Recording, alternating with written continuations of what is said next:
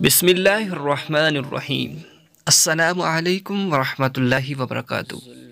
نثار تیری چہل پہل پر ہزاروں عید ربیع الاول، اس سوائے ابلیس کے جہاں میں سبھی تو خوشیاں منا رہے ہیں۔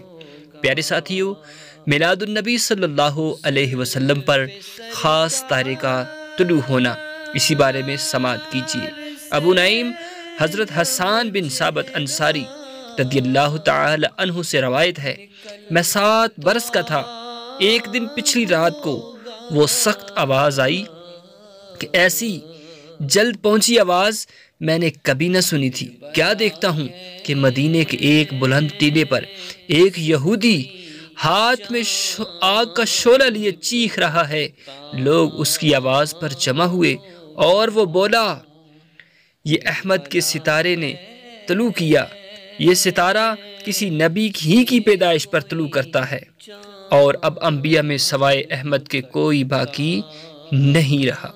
یعنی ستارے کا طلوع ہونا وہ پیارے آقا صلی اللہ علیہ وسلم کی خوشخبری تھی۔